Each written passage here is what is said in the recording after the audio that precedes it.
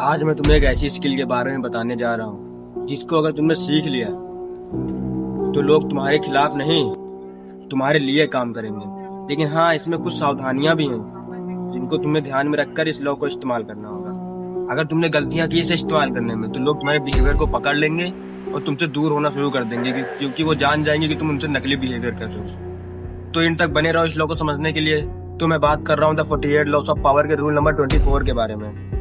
आप तुम एक बार इमेजिन करके देखो, कोई इंसान किसी कमरे में एंटर करता है, वो सबका अटेंशन अपनी तरफ खींच लेता है। सब लोग उसे ही देखते हैं, लोग उससे डरते भी हैं, लोग उसकी इज्जत भी करते हैं और लोग उसके ऊपर चिल्लाते भी नहीं हैं। वो बिना किसी को भी कोई दिक्कत दिए सबको कंट्रोल कर लेता है। इसीलिए इस लॉ को बोला गया है एक परफेक्ट कार्टियर बनो, मतलब एक समझदार इंसान बनो। इस लॉ का सिंपल सा मतलब है तुम एक ऐसा इंसान बनो जो लोगों के बीच में रहकर उनसे कभी टकराव में न आता हो।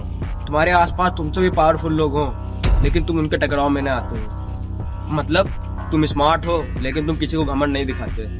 तुम कैपेबल हो, तुम बहुत ही स्ट्रांग हो, इंटेलिजेंट पर्सन हो, लेकिन तुम अपने बॉस के सामने अपनी समझदारी नहीं दिखाते। और तुम लोगों की ईगो को समझकर उनसे अपना काम निकलवा लेते हो। सीधी भाषा में पावरफुल लोगों के साथ कैसे खेलना है ये चीजें सीखो।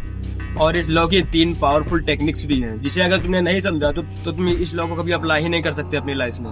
Number 1, never outside the master. अगर तुम स्मार्ट हो, तुम बहुत इंटेलिजेंट पर्सन हो, ठीक अच्छी बात है, लेकिन तुम्हें ये चीज अपने बॉस के सामने कभी नहीं दिखाना है। अगर तुम अपने बॉस के सामने दिखाओगे कि तुम उससे ज्यादा स्मार्ट हो तो वो सोचेगा कि ये मुझसे ज्यादा इंटेलिजेंट पर्सन है, ये मुझे रिप्लेस कर सकता है। वो इसके मन में ये छवि बन जाएगी कि ये बंदा मुझे रिप्लेस कर सकता है। तो वो क्या करेगा, वो तुम्हें आगे बढ़ने की बजाय तुम्हें वहां गिराने की कोशिश करेगा। इसलिए स्मार्ट बनो, लेकिन स्मार्टनेस अपने बॉस के सामने कभी मत दिखाना। Number 2, respect everyone ego.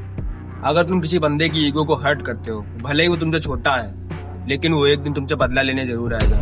क्योंकि इंसान का सबसे बड़ा दुश्मन उसकी ईगो होता है। अगर तुमने उसकी ईगो को हर्ट कर दिया तो वो तुम्हारा दुश्मन बन जाएगा। इसलिए तुम्हें लोगों को वैल्यूएबल देना है, तुम्हें लोगों को थोड़ी बहुत वैल्यू देना है, उनकी बातों को, उनकी राय को हमेशा वैल्यूएबल करना है। इससे वो तुम्हारे सपोर्टर बन जाएंगे। तुम कहीं भी कुछ भी करोगे तो वो तुम्हारा सपोर्ट करने तुरंत पहुंच जाएंगे। इसलिए लोगों की ईगो को समझ कर उन्हें कंट्रोल करना सीखो। Number 3, B mysterious.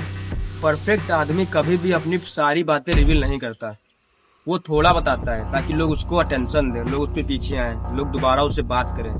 वो कम बोलता है। तुम्हें क्या करना है, तुम्हें लोगों को मिस्टीरियस दिखानी है। तुम अपने आप को एक मिस्टीरियस पर्सन लोगों के सामने प्रेजेंट करो। लेकिन भाई एक चीज तो इसमें तुम्हें याद रखना पड़ेगा, तुम्हें परफेक्ट कार्टियर बनने के लिए, एक समझदार इंसान बनने के लिए तुम्हें फेक बिहेवियर नहीं करना है। तुम्हें ऐसा बिहेवियर करना है कि लोग तुम्हारी बातों को समझ ना सके, वो ये ना जान पाए कि तुम उनसे फेक बिहेवियर कर रहे हो। अगर उनको ये पता चला तो वो तुरंत तुमसे दूर